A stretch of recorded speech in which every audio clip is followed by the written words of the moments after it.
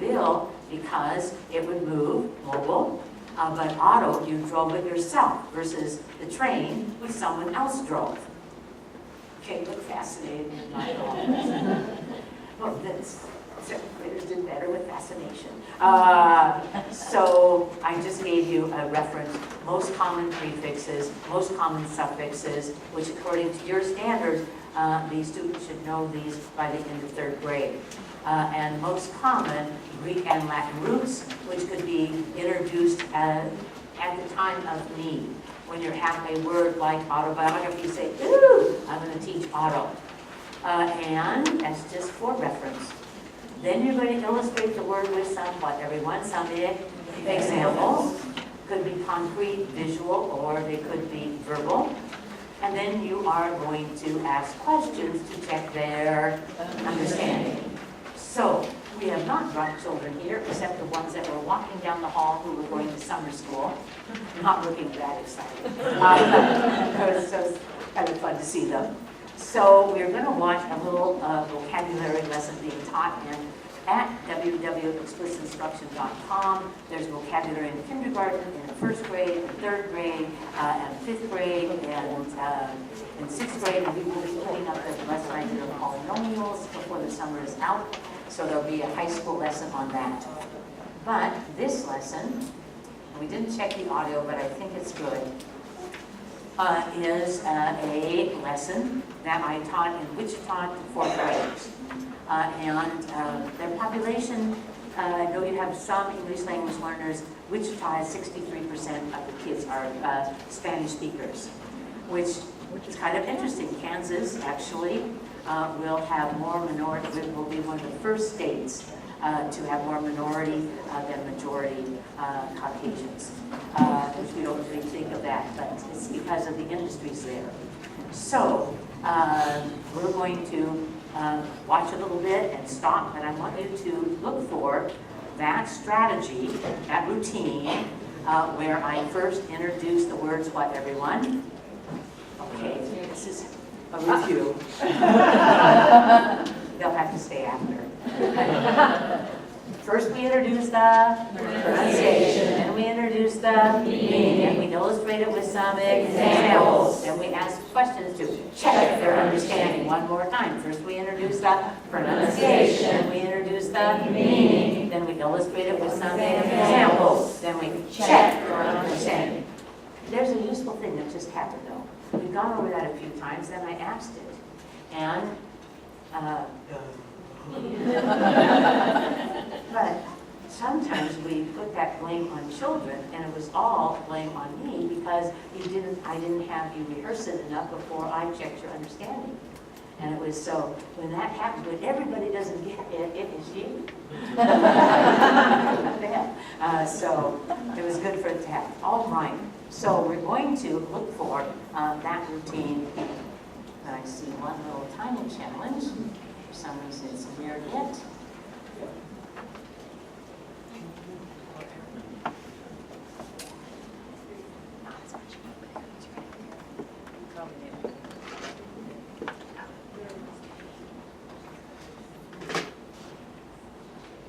All right, excellent.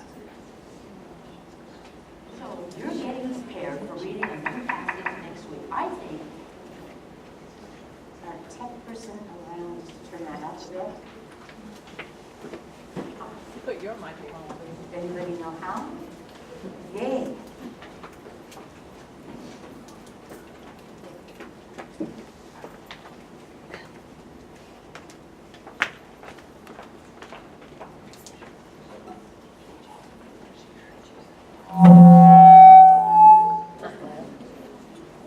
We are now awake.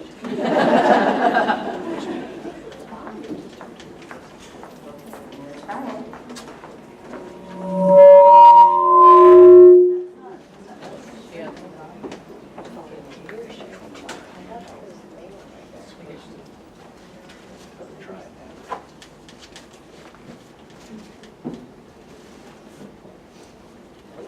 No. Now, when you know what the words are, It is going turn up. them up. Don't do it till you know all the words, though. It was going up. It just has to. Yeah. Okay, down nice and low like this. It doesn't have to be in the air. Down, down, down. Right here, okay? Excellent. Okay, read it with me and go. How Ben Franklin stole the lightning. See, now I'm already fascinated because this man, what's his name, everyone? Ben Franklin. I think he is one of the most interesting people in American history. Okay, that's going to bother us, so let me see if I can turn mine down a little bit. Great. It is about, it might be taking out my mind. Ooh, brilliant.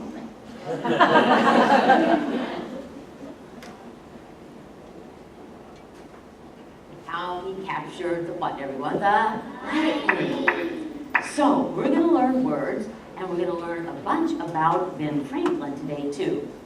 And sound out this word, put your thumb up nice and low as soon as you know it, but don't shout it.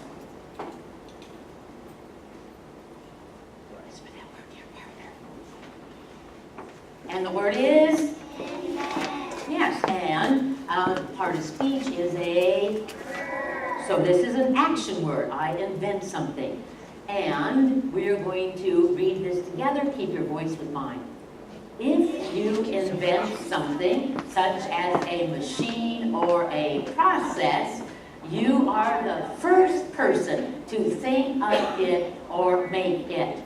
So, if I'm the very first person who thinks up an idea of something I'm going to make or something I'm going to do, then you would say, well, you did what, everyone? You would invent. You would invent it, but you have to be the first person. So if I go home tonight and I say, oh, I'm going to make a really good chocolate cake, and I have a recipe that my grandmother used, and my mother used, and my sister used, did I invent the chocolate cake, yes or no? If I go home and say, well, you know, I've had enough chocolate cake, I think I am going to do a cake that has limes in it, I think limes in it, and maybe a little bit of pepper. And it's a brand new recipe. Would I invent that cake, yes or no? No. Probably because no one else has ever tried that combination. So if I'm the first person to do it, I invent. Now, a synonym, does that mean same or different? Which one, everyone? Same. So, other words that we can use for invent is what, everyone? Create or develop. Okay, and so we're going to know that this word goes with Ben Franklin. It was because you were coming that it got fixed. Yes, that's right. I took my mic off. So here, first thing I did for the word invent is I introduced the pronunciation, and then I introduced the name, and then I gave some examples. But to make it clearer, I just opposed the example to a non-example of what everyone, a non-example. And then I asked questions to check their understanding. Okay, and so, but there are some things that I will do to expand on invent. Particularly, I would like to introduce a family of words so that the students had more that they gained from it. So let's see how we expanded it. First of all, did these students know what a synonym was? Yes or no? Yes. In fact, the faster the students respond, the more likely they are to know it. And so we clearly knew that they had mastered that term because I said, is synonym same or different? And boom, they said same. So that is how I often can tell when I'm visiting in classrooms, if they really know it, is the speed at which they generate the answer. Okay, so that's why we have to go over this one more time. In vocabulary, looking up here, first we teach the words, pronunciation, then we teach the meaning, and we illustrate with some examples, and we check or understand the job. Okay.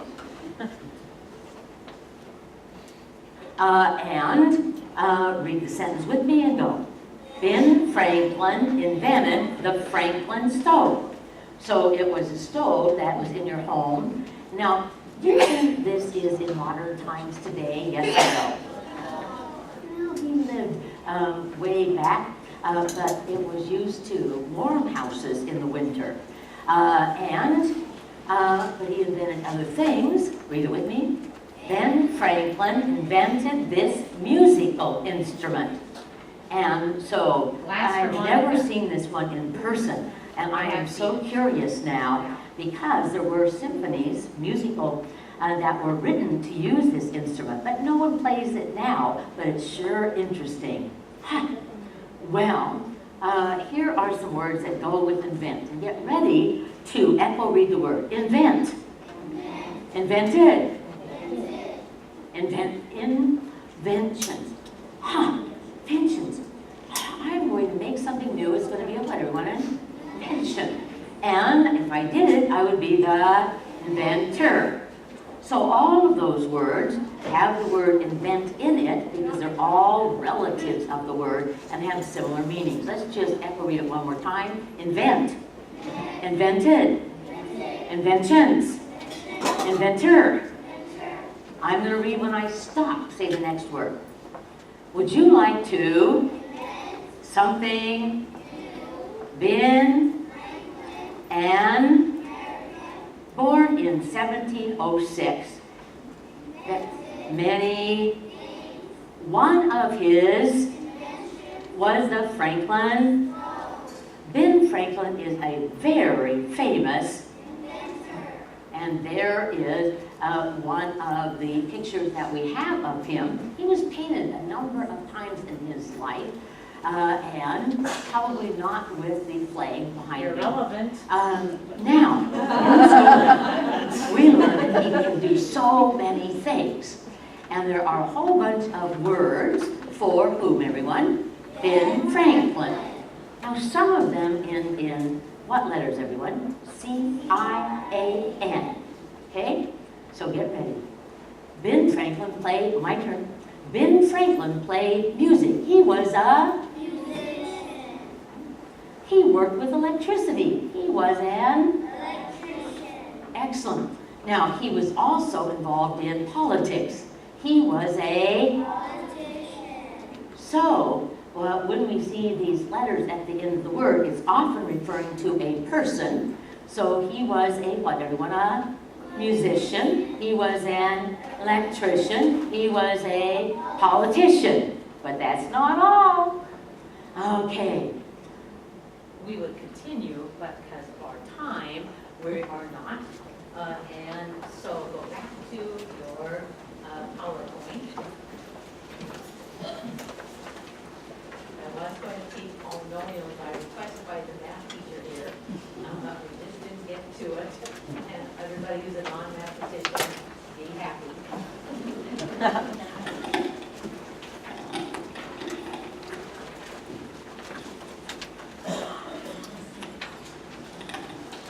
Okay. Well, there are many examples here that you could teach, and I included them because you could use this same with your staff, because we're going to give you the PowerPoint, and particularly elementary principals and coaches, and the teachers could then teach a word to their partner. But it shows the pattern of teaching vocabulary, where we introduce the words, what, everyone? Pronunciation, and then the meaning. We illustrate it with some examples, and then we ask questions to check their understanding. So you could teach the word classify or abundant, same pattern. You could teach the word fossil, same pattern. And you could even teach parallel, a math concept. Woo-woo, good job. But that was where we were not going to stop, so let me just get that last slide.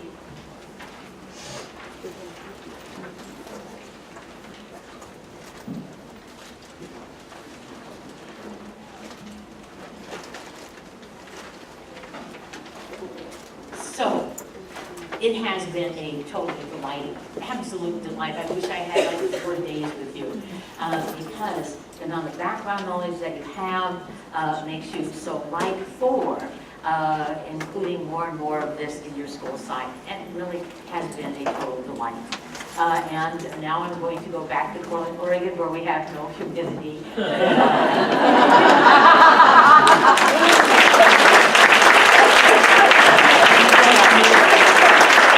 enjoy the rest of your summer. I will tell you, this morning I got up and my hair was so curly from the humidity, I had to like calm it down. So I know one benefit of living here is curly hair. So